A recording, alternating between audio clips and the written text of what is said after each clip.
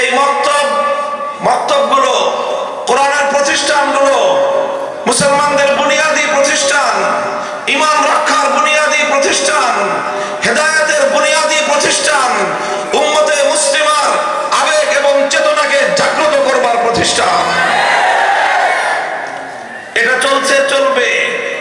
তবে আজ আমরা নতুন বাংলাদেশে দাঁড়িয়ে বিগত প্রায় ৭৮ বছরের বঞ্চনার আমরা অবসান ঘটাতে চাই।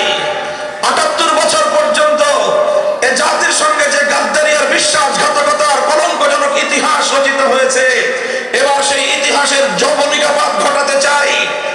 আমরা বলতে চাই দ্ব্যর্থহীন ভাষায়, এটা আমাদের উচ্চারণ, মুসলমানদের ট্যাক্সের পয়সায় এদেশের শিক্ষা ব্যবস্থা পরিচালিত হয়।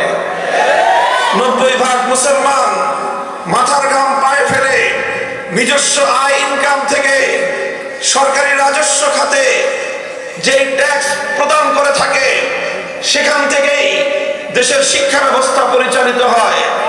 প্রাইমারি স্কুলগুলো চলে, সেখানকার ভবনগুলো নির্মিত হয়।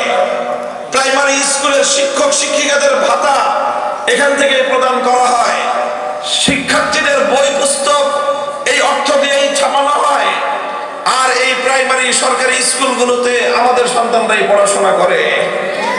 আমাদের সন্তানরা যেখানে পড়বে, মুসলমানের ৯০% মুসলমানের সন্তানরা যেই বিদ্যালয়ে পড়াশোনা করে, সেই বিদ্যালয়ে মুসলমানদের ট্যাক্সের পয়সা দিয়ে ইংলিশের টিচার নিয়োগ দেওয়া হবে, বাংলা শিক্ষক থাকবে, অঙ্ক শিক্ষক থাকে, গণিতের বিজ্ঞানের শিক্ষক থাকে, এমনকি পিটির শিক্ষক থাকে।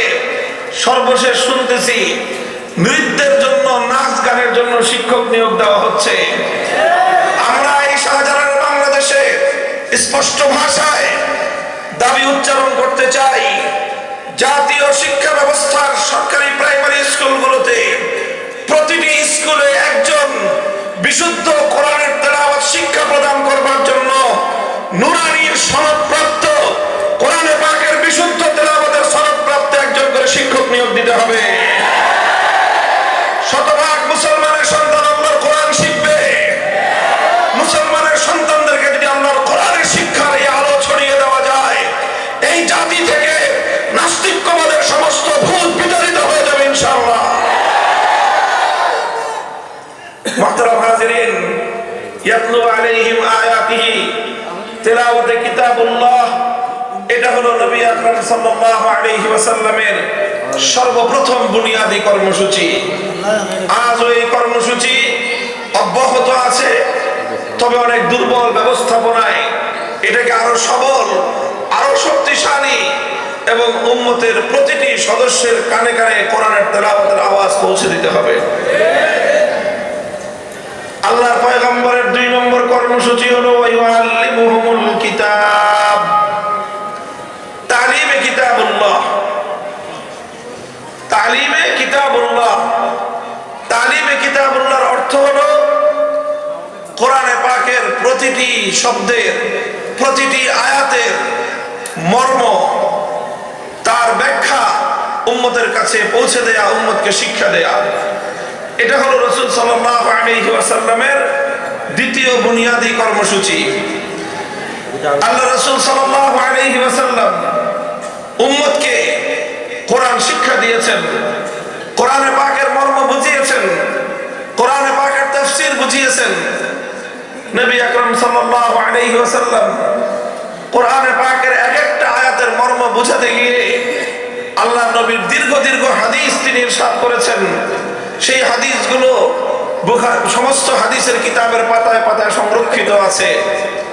এভাবেই আল্লাহ নবী উম্মতকে কোরআনের ব্যাখ্যা এবং কোরআনের মর্ম শিখিয়েছেন।